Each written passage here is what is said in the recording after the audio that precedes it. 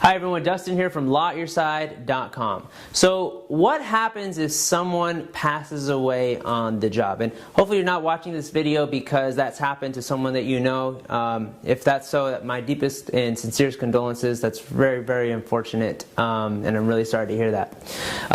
You are, as a family member, potentially entitled to benefits if someone you know, someone who passed away on the job, that person's dependents may be entitled to benefits. So there's two things to really prove in what's called a death case in the California workers' comp system. The first is, did the person actually die because of the job? And sometimes it's very obvious. The person, falls or something falls on them and they pass away, and it's just a very obvious slam dunk causation analysis. Sometimes it's not as much a slam dunk analysis. It might be that someone may have worked at a job for 10, 15, 20 years and they get a stroke, or they develop cancer, and is the cancer industrially related, or is the stroke related to their work?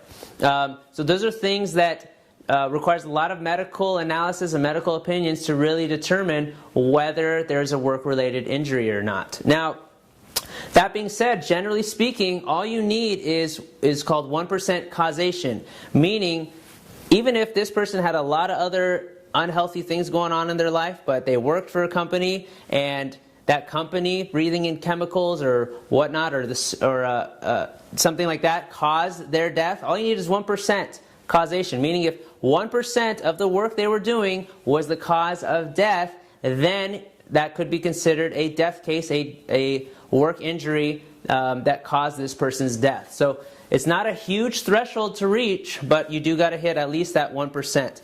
If it's a psychological case, maybe someone had some psychological condition and that caused the stress, then it may be a higher threshold, but it really kind of depends on the facts and the circumstances and what exactly caused the death. The second thing to look at is how many dependents does this person have? So a dependent is someone who is financially reliant upon the person who passed away. So maybe there was a spouse who wasn't working, or a spouse who was working only part-time but made less than $30,000. They could be considered a total dependent. There could be children that were financially dependent on that person. There may be handicapped children or handicapped adults even that can't work that were financially dependent on that person. So there's a complex dependence analysis that you have to go through as well. But if you can prove causation and there are dependents, then that person's family, those dependents, would be entitled to compensation under the workers' compensation system. Generally speaking, it could be up to $250,000, $250,000 to $320,000, depending on the dependents, how many there are, whether they're what's called partial dependents or total dependents. And again, that depends on the amount of money that they received and the contribution. It's somewhat of a complex analysis. It can be, but those are the things to keep in mind if there's someone that you know, or someone, unfortunately, in your family that has passed away because of work.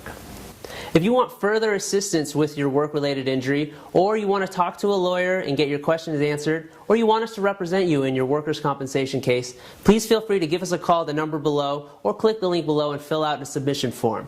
And we will do our best and work our hardest to ensure that we give you all the benefits that you are entitled to under the law, and we help you have a smooth, efficient case that runs through so you can get back to your healthiest that you can be and also receive all the benefits that you're entitled to. Thanks so much.